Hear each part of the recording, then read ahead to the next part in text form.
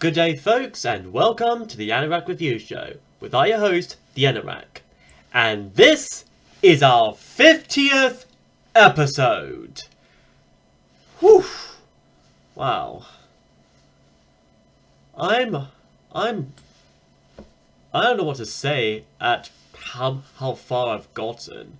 Sure, it's not very much compared to other more well-known internet reviews who've gone on much longer than I have, like though even a decade and so. But when you look at very low budget, if not zero budget, people who don't do much, have very little resources to make a full-on web series, you gotta admit it has to be impressive for someone like me to make it that far. So yeah. What am I to do to celebrate such an occasion? Well, I figured, seeing this is near Christmas, and this is a show about rock bands and albums anyway. Let's talk about a great rock band that I don't think I've talked about exactly yet. Queen. Like any great band, you know what you think of when you think of Queen. Bohemian Rhapsody, Don't Stop Me Now, the Flash Gordon theme, It's a Kind of Magic, Killer Queen. They've been one of the biggest bands of both the 70s and the 80s. They've made a lot of hit singles and hit albums. Freddie Mercury himself had been a great talented songwriter and vocalist. Brian May's a great guitarist, and John Deacon's a great bassist, and even Roger Taylor, not Roger Taylor of Duran Duran, but Roger Taylor, the drummer, is also pretty talented a drummer. So today I want to talk about one of the more slightly lesser known albums, or at least not one I don't think too many people talk about. It's the after success of 1975's A Night at the Opera, which featured the single Bohemian Rhapsody. I guess they ought to repeat that success with a direct follow-up, a companion album, if you will, a sister album of sorts. And so they made this, and it was the first to be completely self-produced by the band Queen, and not to be co-produced by any other producer or manager. And being a companion album to Night of the Opera, they named it after a Marx Brothers movie, one of which was also became the name for Night of the Opera. And this one became 1976's A Day at the Races. And like I said, being a companion album to Night of the Opera, it is very obvious, not just in the very similar titles and both of them coming from the films of Marx Brothers movies, but also the cover and emblem itself, featuring a very prestige take on the classic British royalty symbols, like the lion and the unicorn, although we're also featuring what appears to be a bird of some sorts, possibly some swan phoenix hybrid thing, and a crab, a white lion with wings, a crown, and presumably some fairies or pixies. It's a very simple yet very iconic logo. Even though it is basically a variant of the Night of the Opera album, it's still pretty much recognizable and iconic.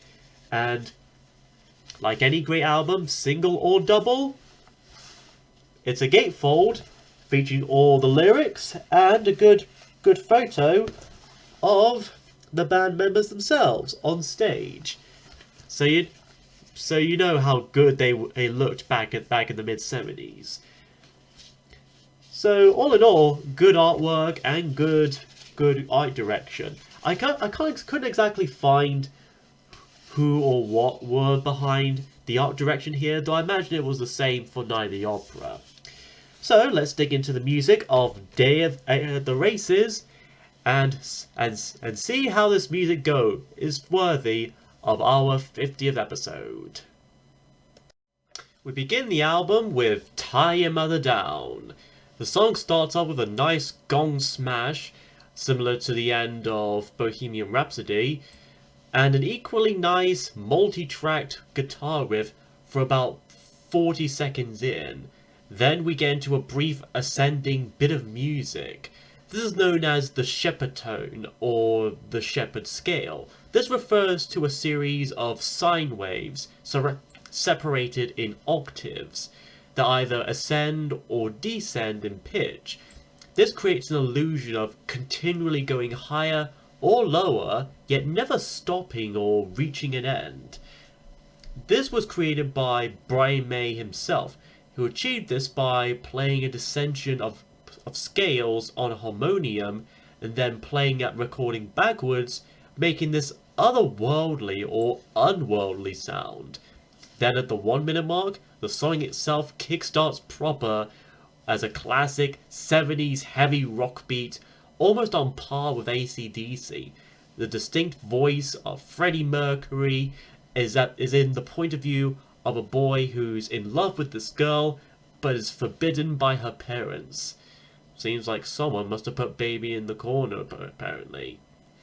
So, as retaliation, the boy encourages the girl to lock out her father from all doors and tie down her mother.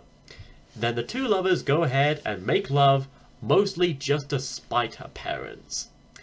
Then he tells her to take her little brother for a little swim with a brick. So basically, fratricide murder by drowning the little brother. Well, that escalated quickly.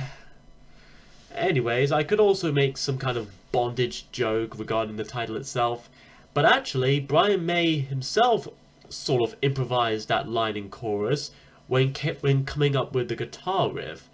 He actually considered changing the lyric later, but Freddie liked it so much that he recommended they'd keep it, as part of their sense of fun, bright, and witty humor. Plus, with a sick slide guitar solo by old May, and a classic rumbling climax that you expect at the end of any good heavy rock and roll song, and we're in for a sweet starter of a tune.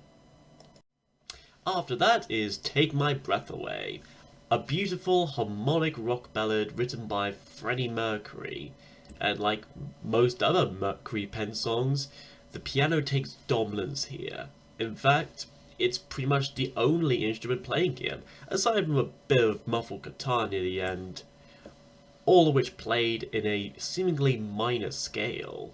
In terms of lyrics, it's essentially about unrequited love, a confession of sorts expressing how much Freddie loves this other person, how he begs them to not go.